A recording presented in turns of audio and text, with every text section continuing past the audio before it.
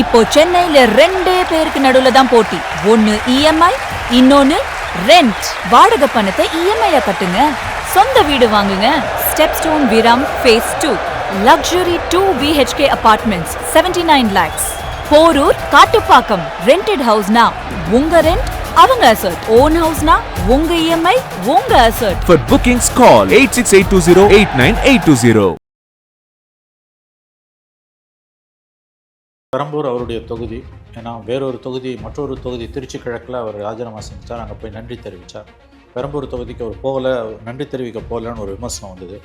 பெரம்பூர் தொகுதியில் போய் சில நலத்திட்ட உதவிகளை வழங்கியிருக்கிறார். சில இடங்களில் சில சாலைகள் வழியாக நடந்து போய் மக்களுக்கு நன்றி தெரிவித்திருக்கிறார். அவருக்கு ஒரு வைப் இருக்குது, ஒரு ஆறான்வாங்க. அவருக்கு ஒரு செல்வாக்கு இருக்கிறது, பெரிய அபரிதமான செல்வாக்கு இருக்கிறது. திமுகவுடைய அரசியல் இன்றைய அரசியல் தற்கொலைக்கு சமமான அரசியல்.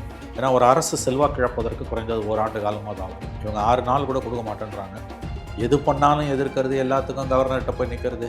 நீங்கள் பார்த்தீங்கன்னா கவர்னர் பதவியே வேணான்னு சொன்னவங்க, கவர்னருக்கு எதிராக தினம் சண்டை செய்தவர்கள் இன்றைக்கி கவர்னர் வீட்டிலே ஒரு நாள் விட்டு ஒரு நாள் குடியிருக்கிறார்கள். இதிலிருந்து மக்கள் மத்தியில் கடுமையான வெறுப்பை உண்டாகும்.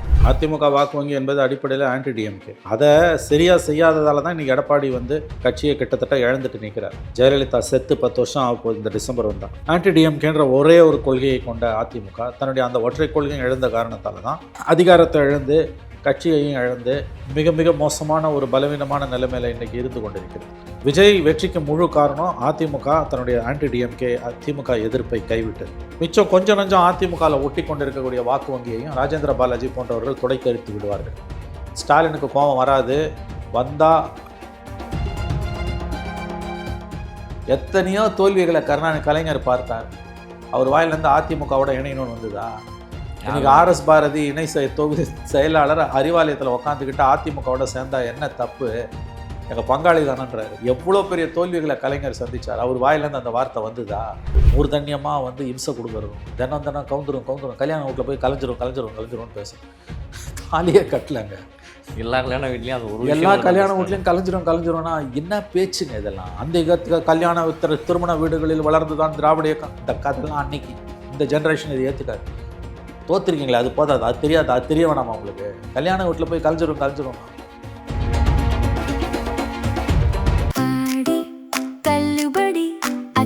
பேரும் 6 முதல் 60% வரை ஆடி தள்ளுபடியுடன் சூப்பர் சரவணா ஸ்டோர்ஸ், சென்னை, மதுரை, கோவை.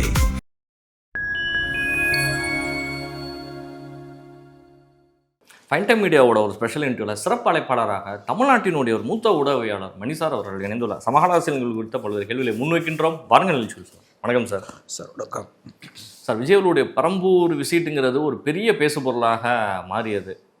ஓவராலாக டோட்டலாகவே இன்றைக்கி அது ஒரு அவரோட அடுத்தடுத்த பயணங்கள், கரூர் பயணமாக இருந்தாலும் சரி, பெரம்பூர் விசிட்டாக இருந்தாலும் சரி, விஜய் களத்தில் இறங்கி இப்போ போக தான் செய்கிறாரு, மக்களையும் சந்திக்க செய்கிறாரு, அடிக்கடி ஆய்வுக்கும் போக தான் செய்கிறாரு. எக்மோர் ஹாஸ்பிட்டல் போனது அந்த மாதிரி இருந்துகிட்ருக்கு. தற்கால அரசியல்களுக்குள்ளே சிஎம் அடாப்ட் ஆகி வந்துட்டுருக்காரு. அப்படிங்கிறத எப்படி பார்க்குறேன்? நல்ல முயற்சி. நேரடியாக களத்துக்கு போகுது. பெரம்பூர் அவருடைய தொகுதி. ஏன்னா வேறொரு தொகுதி, மற்றொரு தொகுதி திருச்சி கிழக்கில் அவர் ராஜினாமா செஞ்சார். அங்கே போய் நன்றி தெரிவித்தார். பெரம்பூர் தொகுதிக்கு அவர் போகலை, நன்றி தெரிவிக்க போகலன்னு ஒரு விமர்சனம் வந்தது. தோல்வியடைந்த முன்னாள் முதலமைச்சர் மு.க. ஸ்டாலின் ஒரு தேர்தல் முடிவுகள் அடுத்த நாளே கொளத்தூர் தொகுதியில் போய் நன்றி தெரிவித்தார். ஆனால் நம்முடைய முதலமைச்சர் நன்றி தெரிவிக்க போகவில்லை என்றெல்லாம் விமர்சனங்கள் எழுந்தன. அந்த பின்புலத்தில் பார்க்கும் பொழுது அவர் இன்றைக்கு பெரம்பூர் தொகுதியில் போய் சில நலத்திட்ட உதவிகளை வழங்கியிருக்கிறார். சில இடங்களில் சில சாலைகள் வழியாக நடந்து போய் மக்களுக்கு நன்றி தெரிவித்திருக்கிறார். அவருக்கு ஒரு வைப் இருக்குது, ஒரு ஆறான்வாங்க. அன்றைக்கி அவரோட நிகழ்ச்சியை தேசிய ஊடகங்கள், national channels, India today, times now போன்ற சேனல்ஸ்லாம் நேரடியாகவே ஒளிபரப்பின. அவருக்கு ஒரு செல்வாக்கு இருக்கிறது, பெரிய அபரிதமான செல்வாக்கு இருக்கிறது. அதனால தான் திமுகவுடைய இன்றைய எதிர்மறை அரசியல் ஆபத்தானது என்று விவரம் அறிந்தவர்கள் சொல்லுகிறார்கள். திமுகவுடைய அரசியல் இன்றைய அரசியல் தற்கொலைக்கு சமமான அரசியல். கிட்டத்தட்ட தற்கொலை அரசியலுக்கு ஏகபோகமாக அவர்கள் தாங்களே முடிசூட்டி கொண்டார்கள் என்ற விமர்சனங்கள் கூட எழுகின்றன. ஏன்னா ஒரு அரசு செல்வாக்கு இழப்பதற்கு குறைந்தது ஓராண்டு காலமாக ஆகும். மக்களுக்கு வெறுப்பு மெல்ல மெல்ல வளருவதற்கு. ஹனிமூன் பீரியட் 6 மாதம். இவங்க 6 நாள் கூட கொடுக்க மாட்டேன்றாங்க. எது பண்ணாலும் எதிர்க்கிறது, எல்லாத்துக்கும் கவர்னர்கிட்ட போய் நிற்கிறது. நீங்கள் பார்த்தீங்கன்னா கவர்னர் பதவியே வேணான்னு சொன்னவங்க, கவர்னருக்கு எதிராக தினம் சண்டை செய்தவர்கள் இன்றைக்கி கவர்னர் வீட்டிலே ஒரு நாள் விட்டு ஒரு நாள் குடியிருக்கிறார்கள். இந்த முரண்பாடு என்னன்னு சொல்கிறது? இதெல்லாம் 6 மாதம் 1 வருஷம் பொறுத்து, குறைஞ்சது 6 மாதம் பொறுத்தாவது ஒரு கவர்மெண்ட்டுக்கு எதிராக போய் செய்ய வேண்டிய வேலையை 2 மாதம் இப்போ தான் முடியுது. அதுக்குள்ளே அந்த கையில் இருக்க மை மொத்தமாக இன்னமும் காயில் ஓரத்தில் அந்த மை ஒட்டிக்கிட்டு தான் இருக்குது இன்னமும். அதுக்குள்ளேயே இவ்வளோ அட்டகாசம் கவர்மெண்ட்டு கவுந்துரும். இப்போ நேற்று கூட இன்னைக்கு காலையில் அனிதா ராதாகிருஷ்ணன் பேசியிருக்காரு, தாவேகா எம்எல்ஏக்கள் கிளர்ந்தெழுவார்கள், ஆட்சி விரைவில் கவிழ்ந்து விடும். இது மக்கள் மத்தியில் கடுமையான வெறுப்பை உண்டாக்கும். அவங்க எதுக்காக இதை பேசுகிறாங்கன்னா, அதிகாரிகளை மிரட்டுறதுக்கு பேசுகிறாங்க. கவர்மெண்ட்டு இன்னும் கொஞ்சம் நாளில் கவுந்துரும், ரொம்ப ஆடாதீங்க, எங்கள் மேலே ஊழல் குற்றச்சாட்டுலாம் வந்தால் கண்டுக்காதீங்க, ஃபைலை தொடாதீங்க, ஏன்னா கவர்மெண்ட்டு கவுந்துரும்னு அதிகாரிகளை மிரட்டுறதுக்கு தான் அனிதா ராதாகிருஷ்ணன் போன்றவர்கள் பேசுகிறார்கள். ஆனால் அது மக்கள் மத்தியில் உருவாக்கக்கூடிய வெறுப்பு, ஓட்டு போட்ட மைக்காயில் அதுக்குள்ளே ஸ்டாலின் முதலமைச்சர் ஆகிடுவாருன்னா, இனிமேல் இவங்க இன்னும் பல ஆண்டுகளானாலும், குறைஞ்சது 3-4 தேர்தலானாலும் திமுக ஆட்சிக்கு வராது என்ற எண்ணத்தை தான் மக்கள் மத்தியில் ஏற்படுத்தும். முழு 5 ஆண்டுகள் இவர்கள் அமைதியாக இருந்தால் அதற்கு பிறகு இவர்கள் ஆட்சிக்கு வருவதற்கு வாய்ப்பு உண்டு திமுகவுக்கு. ஆனால் அவர்கள் செய்யக்கூடிய எதிர்மறை அரசியல், அவர்கள் அது தற்கொலை அரசியல், திமுகவின் அரசியல் என்று தான் நான் சொல்லுவேன். இந்த பெரம்பூர் விஜயம், பெரம்பூர் வருகையை பொறுத்தவரையில், அப்புறம் எக்மோரில் குழந்தைகள் நல்ல மருத்துவமனை, இந்தியாவிலேயே ஆசியாவிலேயே மிக சிறப்பான மருத்துவமனை, அங்கெல்லாம் போய் அவருடைய பயணம் நேரடியாக கண்டறிந்தது வரவேற்கத்தக்கது. ஒரு தூய்மையான நிர்வாகத்தை கொடுக்கணும்னு அவர் விரும்புகிறார். அமைச்சர்கள் அதிகாரிகள் மத்தியில் எந்த மாதிரி ஒத்துழைப்பு இருக்குன்றது தான் இன்றைக்கு மிகப்பெரிய கேள்வி. அமைச்சர்களை கூட சமாளிச்சலாம், அதிகார வர்க்கம், ஊழலில் மூழ்கி முத்தெடுத்த அதிகார வர்க்கம் ஒத்துழைக்க மறுக்கிறது.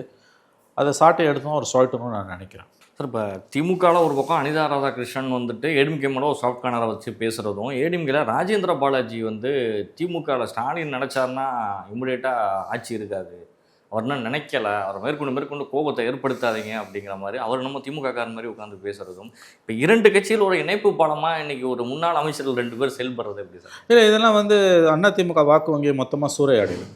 அதிமுக வாக்கு வங்கி என்பது அடிப்படையில் ஆன்டி டிஎம்கே. அதை சரியாக செய்யாததால் தான் இன்றைக்கி எடப்பாடி கட்சியை கிட்டத்தட்ட இழந்துட்டு நிற்கிறார். ஜெயலலிதா செத்து 10 வருஷம் ஆக போகுது இந்த டிசம்பர் வந்தால். ஜெயலலிதா மரணிக்கும் போது அதிகாரத்தில் இருந்த எடப்பாடி 4.5 வருஷம் ஆன்டி டிஎம்கே பெருசாக பண்ணலை. 5 வருஷம் ஸ்டாலின் கவர்மெண்ட்லேயும் சுத்தமாக பண்ணலை. ஆகவே ஆன்டி டிஎம்கேன்ற ஒரே ஒரு கொள்கையை கொண்ட அதிமுக தன்னுடைய அந்த ஒற்றை கொள்கையும் இழந்த காரணத்தால் தான் அதிகாரத்தை இழந்து கட்சியையும் இழந்து கிட்டத்தட்ட மிக மிக மோசமான ஒரு பலவீனமான நிலைமையில் இன்றைக்கி இருந்து கொண்டிருக்கிறது. விஜய் வெற்றிக்கு முழு காரணம் அதிமுக தன்னுடைய ஆன்டி டிஎம்கே திமுக எதிர்ப்பை கைவிட்டது. தமிழக அரசியலின் ஒரே ஒரு அச்சாணி ஆன்டி டிஎம்கே. அதை யார் அக்ரஸிவாக வெறிகொண்டு சம்டைம்ஸ் பகுத்தறிவுக்கு பொருந்தாத விதத்தில் பேசுகிறாங்களோ அவங்க தான் ஜெயிக்க முடியும். இந்த ஒற்றை கொள்கையையும் அதிமுக இழந்ததன் விளைவு இன்றைக்கி விஜய் விஸ்வரூபம் எடுத்துட்டார். மிச்சம் கொஞ்சம் அதிமுகவில் ஒட்டி கொண்டிருக்கக்கூடிய வாக்கு வங்கியையும் ராஜேந்திர பாலாஜி போன்றவர்கள் துடைத்தெடுத்து விடுவார்கள். ஸ்டாலினுக்கு கோபம் வராது, வந்தால் அப்படின்றதெல்லாம் அதிமுக வாக்கு வங்கி ஏற்கனவே அதிமுக இணைய போகிறாங்கன்னு பேசப்பட்டு கொண்டு இருக்கக்கூடிய சூழ்நிலையில் இவங்க திமுக பக்கம் போகிறாங்களா நல்லதுன்னு அதிமுக வாக்கு வங்கி அப்படியே விஜய் பக்கமோ பாஜக பக்கமோ அப்படியே நகர்த்தி விட்டுடும். ஆகவே இதை தெரிஞ்சோ தெரியாமலோ ராஜேந்திர பாலாஜி செய்கிறாரு. அவர் திமுகவில் போய் சேர்னா தானாக போய் சேர்ந்துக்கிட்டோம். அதிமுகன்ற கட்சியை அழிக்கிற வேலையை அவர்கள் எதற்காக செய்ய வேண்டும்? ஸ்டாலினுக்கு கோவம் வந்தால் எப்படி இந்த ஆட்சியை கவிழ்க்க முடியும்?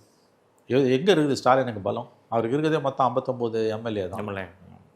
அவர் கட்சியிலே அவரால் சீர்திருத்தங்களை செய்ய முடியல. அவர் எப்படி ஆட்சியை கவிழ்ப்பார்? இதை திமுக எம்எல்ஏ திமுக மந்திரிங்க யாராவது சொன்னால் ஓகே, இவர் எதுக்கு சொல்கிறாரு? அருவருப்பாக இல்லை, அசிங்கமாக இல்லை? அதை இப்போ ஒன்றா போய் சேர்ந்துருங்க, எதுக்கு வெளியில் நாடகம் ஆடுறீங்க? இத்தகைய பேச்சுக்கள் அதிமுகவுடைய வாக்கு வங்கியை மேலும் சிதைக்கும். விஜய் பக்கம் அதிமுக வாக்கு வங்கியை நகர்த்தும். அனிதா ராதாகிருஷ்ணனை பொறுத்த வரைக்கும் அவர் அதிகாரிகளை தொடர்ந்து மிரட்டி கொண்டிருக்கிறார். இது இப்படி பேசுகிறது திமுக வாக்கு வங்கியை மேலும் மேலும் சூறையாடும். இனிமேல் அவங்க இன்னும் பல ஆண்டுகளுக்கு அதிகாரத்தின் பக்கத்திலே வர முடியாது என்ற ஒரு நிலையைத்தான் அனிதா ராதாகிருஷ்ணனுடைய பேச்சுக்கள் ஏற்படுத்தி கொண்டிருக்கிறன. இது தற்கொலை அரசியல். திராவிட முன்னேற்ற கழகத்துடைய தற்பொழுதைய அரசியல் என்பது அனிதா ராதாகிருஷ்ணன் போன்றவர்கள் பேசுவது இதெல்லாம் தற்கொலை அரசியல். ஒரு தனிநபருக்கு தற்கொலை எண்ணம் வந்தால் சிகிச்சை கொடுக்கலாம். ஒரு கட்சிக்கு தற்கொலை எண்ணம் வந்ததுன்னா ஒன்றும் பண்ண முடியாது. அதுதான் இன்றைக்கி திமுகவோட நிலைமை. தற்கொலை அரசியலுக்கு தமிழ்நாட்டில் இன்று ஏகபோக லைசன்ஸை திமுக எடுத்திருக்கிறது. எத்தனையோ தோல்விகளை கலைஞர் பார்த்தார். அவர் வாயிலிருந்து அதிமுகவோட இணையணும்னு வந்ததா? இன்னைக்கு ஆர்எஸ் பாரதி இணை தொகுதி செயலாளர் அறிவாலயத்தில் உட்காந்துக்கிட்டு அதிமுகவோட சேர்ந்தா என்ன தப்பு, எங்கள் பங்காளி தானன்றாரு. எவ்வளோ பெரிய தோல்விகளை கலைஞர் சந்தித்தார். அவர் வாயிலேருந்து அந்த வார்த்தை வந்ததா? எத்தனையோ தோல்விகளை கலைஞர் பார்த்தார். அவர் சந்தித்த தோல்விகளும் இல்லை, அவர் பற்ற வெற்றிகளும் இல்லை. ஒரு தோல்வியை கூட ஏன் இப்போ இருக்கக்கூடிய தலைமையால் தாங்க முடியல? ஒரு தோல்விக்கு இப்படி தோண்டிட்டீங்களே. தொடர்ந்து 10 முறை வெற்றி பெற்ற ஒரு கட்சி வந்து ஒரு தோல்வியை வந்துட்டு இந்த ஒரு 10 ஆண்டுகளுக்குள்ள சந்திக்குது ஃபர்ஸ்ட் டைமா. ஆனால் அதை அவங்களால ஏற்றுக்க எவ்வளோ பெரிய தோல்வி கலைஞர் பார்த்தது. ஒரு சீட்டு 91, அப்படி பார்த்தா 59 சீட் வாங்கி எதிர்க்கட்சியாக கண்ணியமாக உட்காந்துருக்கீங்க. ஸ்டாலின் தோத்தாரு, சோ வாட். இந்திரா காந்தி தோத்துருக்காங்க, ஜெயலலிதா தோத்துருக்காங்க, காமராஜ் தோத்துருக்காரு. எல்லாருமே தோத்தவங்க. தோத்தாலும் ஜெயிச்சாலும் ஸ்டாலின் தான் தலைவர். அவரோட தலைமை பண்புக்கு, அவருடைய தலைமைக்கு கட்சிக்குள்ளே எந்த சேலஞ்சும் இல்லை. ஸ்டாலினுக்கு எதிராக திமுக உள்ள கலகம் வருதா? கிடையாது. அவர் தான் தலைவர்.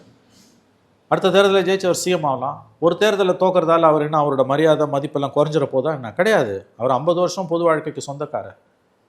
அவர் இந்தியாவின் மூத்த தலைவர்களில் ஒருவர், மதிப்புக்குரிய தலைவர். அதிலெல்லாம் எந்த சந்தேகமும் கிடையாது. ஒரு தோல்வியால் அவர் ஏன் இப்படி துவண்டு போகிறார்? கலைஞரின் மகனாக இருந்து கொண்டு ஒரு தோல்வியை ஏன் ஸ்டாலினால் தாங்க முடியவில்லை? நான் கேட்குறேன், திரும்பவும் கேட்குறேங்க. கலைஞர் எவ்வளவோ தோல்விகளை பார்த்தாரு. அவர் வாயிலேருந்து அண்ணா திமுகவோட திமுக இணையணுன்ற வார்த்தை வரல. ஒரே ஒரு தோல்விக்கு பிறகு ஸ்டாலினுடைய ஆசீர்வாதத்துடன் ஆர்எஸ் பாரதி திரும்ப திரும்ப அண்ணா அறிவாலயத்தில் உட்கார்ந்து கொண்டு இப்படி பேசுகிறார் என்றால், ஒரு தோல்வியை கூட ஏன் உங்களால் தாங்க முடியல? இப்பொழுது திமுக தலைமையால் தாங்க முடியல, ஸ்டாலினால் தாங்க முடியல அப்படிங்கிறதான் என்னங்க இது? எதுக்குங்க நீங்கள் ஏடிஎம்கேவோட சேரணும்? இது ஒரு தோல்வி. 59 சீட்டு ஜெயிச்சிருக்கீங்க. எதுக்கு உங்களுக்கு? ஏன் நீங்கள் அந்த கவர்மெண்ட்டை ஆள விடுங்க, தப்பு செய்ய விடுங்க. தினம் குடைச்சல், தினம் இம்சை, அற்ப விஷயங்களுக்கெல்லாம் மந்திரிங்களே ஸ்டேட்மெண்ட் விடுறது, ஒன்றுமே இல்லாத விஷயத்துக்கு. எவனோ ஒருத்தன் எங்கேயோ கட்சிக்காரன் யாரோ ஒரு ஆள் கடத்தல், ஒரு ஈவ் டீசிங் கேஸோ எதோ பண்ணால் கனிமொழி உயர்ந்த இடத்துல இருக்காங்க. நாடாளுமன்ற குழு தலைவர், செல்வாக்கு மிக்க பதவி. ஃபோன் எடுத்தாங்கன்னா எந்த நேரமும் அமித்ஷாவோ மோடி அவங்களால பார்க்க முடியும். எவனோ ஒரு தாவேக்கான லோக்கல் லெவலில் ஏதோ ஒரு காரியம் இந்த மாதிரி இருக்கவங்க எல்லா கட்சியிலும் உறுப்பினர் கார்டு வச்சுருக்கோம். அதுக்கு எதுக்கு கனிமொழியோ ட்வீட் போடுறாங்க? ஏன் கனிமொழிக்கெல்லாம் கூட இந்த தடுமாற்றம்? கீழே கட்சிக்காரன் 4 படி கீழே இருக்கும் ஏதோ பேசிட்டு போனான்னா எனக்கு புரியுது. அப்போ ஏன் திமுக இந்த தடுமாற்றம்ன்றாங்க? எத்தனையோ தோல்வியில் வளர்ந்த இயக்கம். ஒரு தோல்வியிலேயே ஸ்டாலின் தலைமையிலான திமுகவுக்கு இந்த தடுமாற்றம் ஏன் வந்தது என்று எனக்கு சத்தியமாக புரியவில்லை. அவர்களுடைய இன்றைய அரசியல் தற்கொலை அரசியல். இது யாரும் ஒன்றும் பண்ண முடியாது. அதாவது இதை நான் ஒரு ஆதங்கத்தோடு ஏன் சொல்கிறேன்னா, ஒரு வலிமையான ஜனநாயகத்துக்கு, ஒரு வளமான ஜனநாயகத்துக்கு வலிமையான எதிர்க்கட்சி அவசியம். திமுக ஒரு சிறந்த எதிர்க்கட்சி. எடப்பாடி பீரியடில் அவங்க ஒரு பிரமாதமாக ஃபங்க்ஷன் பண்ணாங்க. ஒரு சிறந்த எதிர்க்கட்சி தன் நிலை பிறழ்ந்து தடுமாறி இப்படிப்பட்ட ஒரு, எப்படி சொல்கிறது, இது ஒரு கட்சி ஜெயிச்சு ஆட்சிக்கு வந்திருக்கு. 6 மாதமாவது ஆளை விடணும், ஆளை விட மாட்டோன்னு மூர்தன்யமாக இம்சை கொடுக்கறதும், தினம் கவுந்துரும் கல்யாண வீட்டில் போய் கலைஞ்சிரும் பேசுகிறோம். தாலியே கட்டலைங்க. எல்லா கல்யாண வீட்லேயும் அது ஒரு எல்லா கல்யாண வீட்லையும் கலைஞ்சிரும்னா என்ன பேச்சுங்க இதெல்லாம்? அந்த கல்யாண திருமண வீடுகளில் வளர்ந்து தான் திராவிட இயக்கம். இந்த கதையெல்லாம் அன்னைக்கு இந்த ஜென்ரேஷன் இது ஏற்றுக்காது.